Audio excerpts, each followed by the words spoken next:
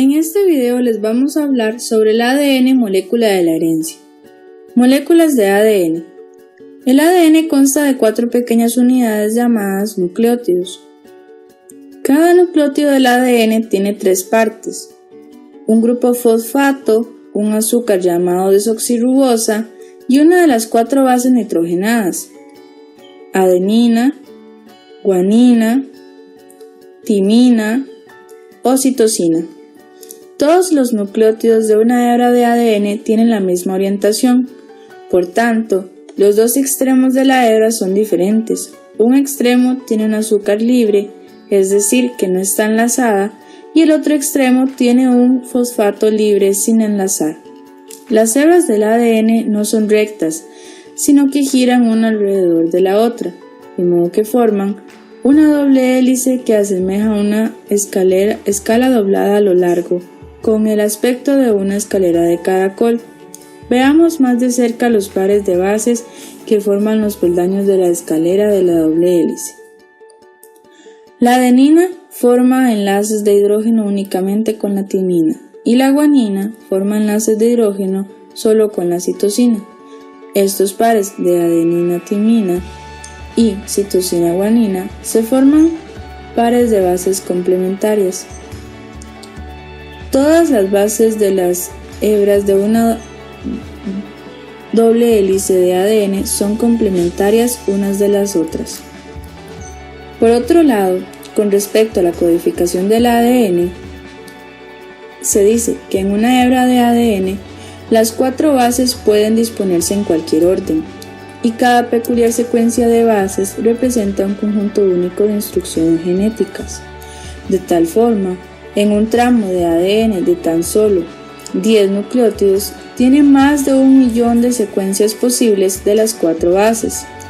No obstante, para que tenga algún sentido, los genes deben tener las bases indicadas en la secuencia precisa para que puedan comunicar la información deseada. Replicación del ADN. El ADN necesita replicarse cada vez que se van a formar células hijas. Recordemos que el ADN es una doble hélice formada por pares de bases nitrogenadas. Estas bases se encuentran unidas por medio de puentes de hidrógeno. En la doble cadena original se encuentran nucleótidos libres que luego se van a utilizar para la síntesis de ADN. Sirven de bloques de construcción de nuevo ADN. En este proceso de replicación intervienen diversas enzimas, de las cuales mencionaremos la helicasa, la polimerasa y la ligasa. La primera en actuar es la enzima helicasa, la cual se encarga de romper los puentes de hidrógeno que unen las bases nitrogenadas. Estas enzimas abren y desenrollan la doble hélice de ADN original, lo que forma una especie de burbuja llamada burbuja de replicación. Dentro de ella se lleva a cabo el proceso. La siguiente enzima en actuar es la enzima polimerasa. Esta enzima lee la secuencia y une los nucleótidos libres conforme avanza por la cadena de ADN original. La polimerasa construye la nueva cadena en dirección 3'-5', que es la posición de las bases de la molécula de ADN con relación a la molécula de azúcar. Esta formación se genera en forma continua, mientras la hebra continúa creciendo y dividiéndose.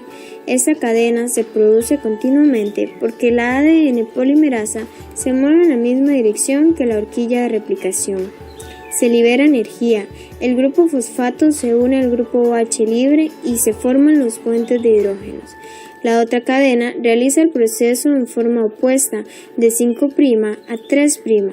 En esta parte, la enzima tiene que realizar una acción más laboriosa para poder replicar esta segunda cadena apropiadamente, por lo que se le llama hebra rezagada.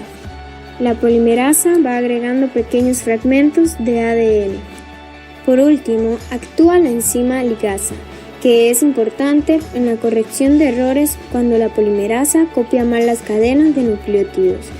También es la encargada de sellar la unión de los fragmentos de ADN, lo que da lugar a una cadena larga y continua. Al conjunto que forman una base, su azúcar y uno o 2 fosfatos se le llama nucleótido. En la molécula del ADN, un fosfato une a dos nucleótidos formando el enlace fosfodiéster. Una secuencia definida de pares de bases constituye lo que se llama un gen. La variabilidad en las secuencias de bases forma el código genético.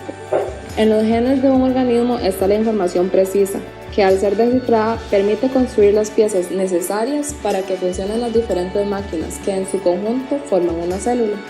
El núcleo de pares de bases en un organismo puede ser muy variable. Los átomos de carbono del azúcar se enumeran del 1' al 5'. Se usa ese símbolo prima para distinguir los átomos del azúcar de los átomos de la base. Los carbonos del azúcar se llaman 1' a 5'. El azúcar de un nucleótido tiene dos extremos que pueden participar en la síntesis de la columna de azúcar y fosfato de la hebra ADN. Un extremo 3' que tiene un grupo libre hidroxilo unido al carbono 3' de azúcar y un extremo 5' que tiene un grupo fosfato unido al carbono 5'. La importancia de tener esta convención de nombres está en el hecho de que los ácidos nucleicos solo pueden ser sintetizados en una dirección 5' a 3', porque la polimerasa usada para ensamblar nuevos filamentos debe unir un nuevo nucleótido al grupo 3-hidroxilo a través de un enlace fosfodiéster. Por convención, las secuencias de filamentos simples de ADN o ARN se escriben en dirección 5' a 3'. La replicación del ADN tiene lugar durante el periodo de síntesis del ciclo celular y es semiconservativo porque las dos cadenas de nucleótidos que forman la doble hélice de ADN se conservan y sirven de molde para la síntesis de dos hebras complementarias. Por lo tanto, la replicación da como resultado dos moléculas de ADN, en las que cada una de ellas se conserva una hebra antigua y la otra nueva.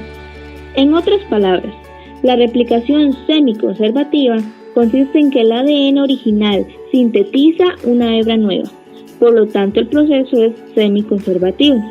Si no se cometieron errores, la secuencia de bases de la doble hélice de ADN es idéntica a la secuencia del ADN original. Una vez que se abre la molécula, se forma una área conocida como burbuja de replicación.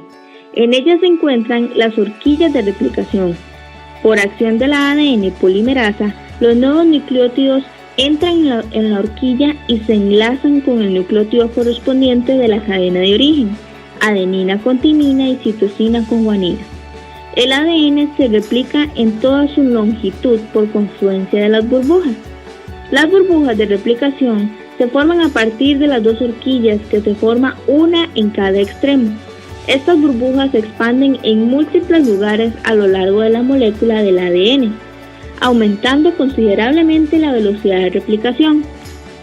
Dichas burbujas son esenciales porque permiten que una segunda enzima, nuevamente la ADN polimerasa, pase a las bases de cada hebra del ADN.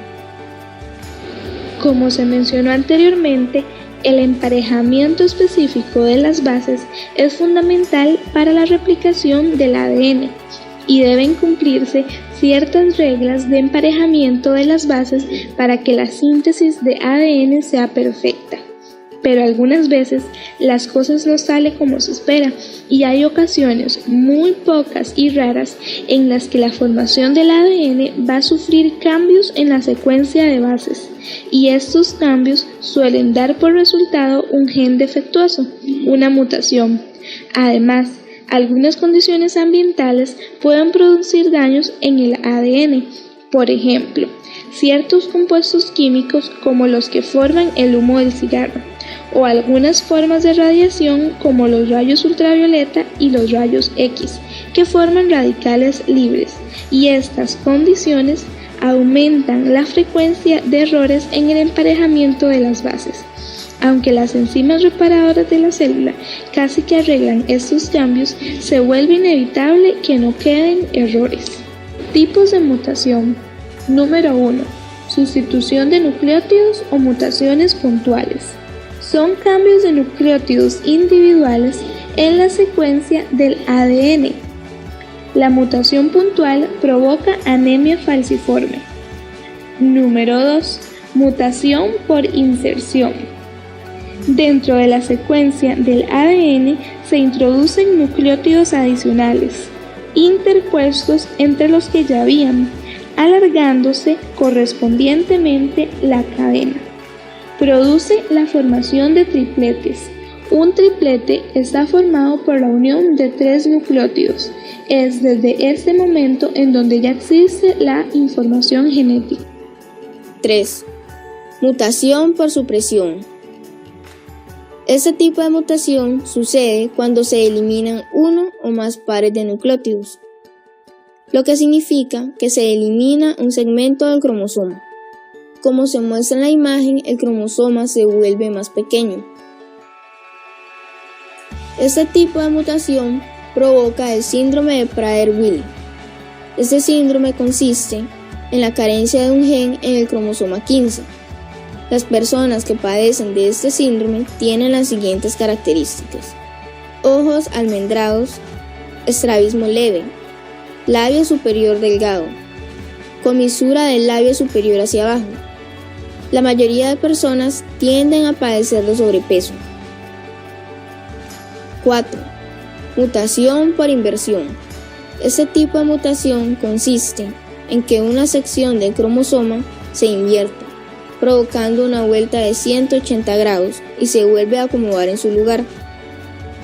Este tipo de mutación se divide en 2 tipos. El primer tipo, pericéntrica, son las que incluyen al centrómero. Por esto implica un cambio en la forma del cromosoma, como se muestra en la imagen.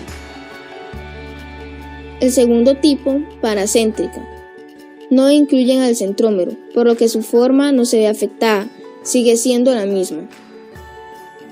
Este tipo de mutación provoca la hipertricosis, comúnmente conocido como el síndrome del hombre lobo. Este síndrome se presenta por la inversión del cromosoma 8. La característica principal es la aparición de vello en las diferentes zonas del cuerpo, con excepción de las plantas de las manos y los pies. 5. Mutación por translocación. Consiste en remover una parte de ADN muy grande que se encuentra en un cromosoma e insertarlo en otro. En otras palabras, un segmento del ADN cambia de lugar, lo que significa que se rompe un fragmento de molécula y se une después, pero en otro lugar diferente. Este tipo de mutación provoca el síndrome de Down. Las personas que padecen de este síndrome tienen las siguientes características. Tienen una cabeza más pequeña que lo normal. La boca es relativamente más pequeña.